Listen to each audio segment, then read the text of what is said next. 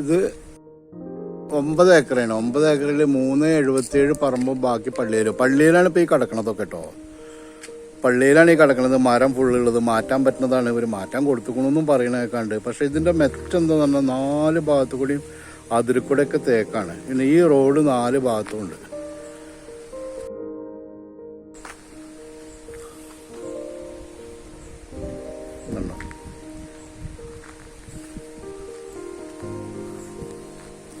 ഈ 9 ഏക്കറുടെ 4 ഭാഗത്തു കൂടിയും റോഡുണ്ട്. ഒരു ഭാഗത്ത് മറ്റേ ബസ് റൂട്ടാണ്. 4 ഭാഗത്തു കൂടി ഈ റോഡാണ്. വെള്ളം യഥേഷ്ടമുള്ള സ്ഥലമാണ് കേട്ടോ. അത്യാവശ്യം രൂപയുടെ തേക്ക് മരങ്ങളുണ്ട് ഇതിൽ. പിന്നെന്താ ഇതിൻ്റെ അപ്പുറത്തൊക്കെ വീടുകളുണ്ട്.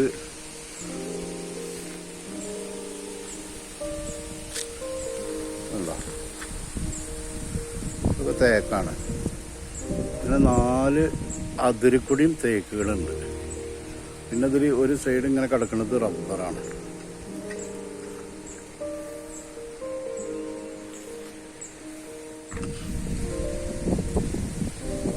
ഈ ഭാഗത്തൊക്കെ ടാർട്ട് റോഡാണ്. നമ്മുടെ ഈ അതിർത്തി കൂടെ സൈഡ് കൂടെയുള്ള റോഡാണത്.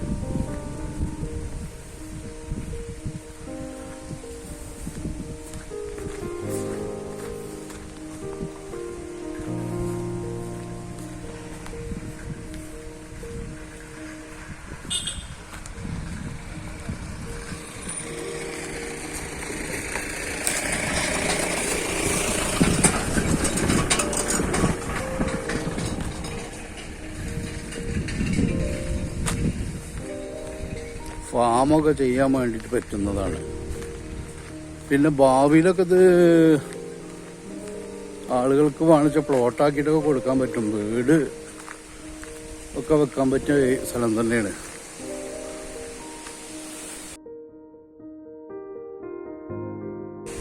തേക്ക് മരങ്ങളാണ്.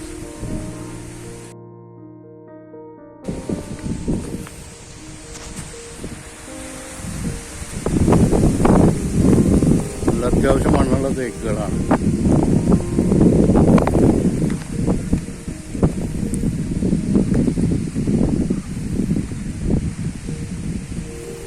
നല്ല മണ്ണുള്ള തേക്കാണ്.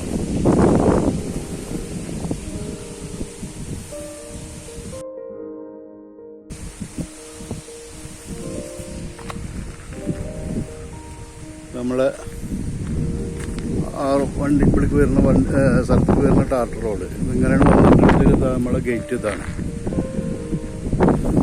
പിന്നെ ഇങ്ങനെ പോവുകയാണ്.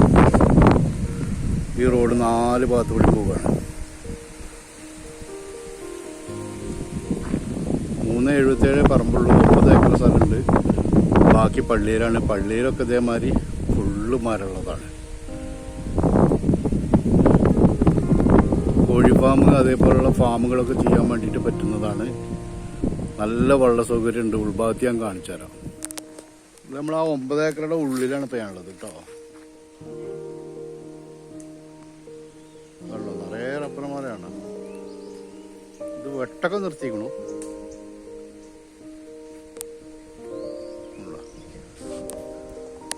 പാടത്തിൻ്റെ കരയാകൊണ്ടേ എവിടെ കുഴിച്ചാലും വെള്ളം കിട്ടും. പിന്നെ ഇതിലുണ്ട് ഓൾറെഡി കുളം ഉണ്ട് അവിടെ അപ്പുറത്ത്.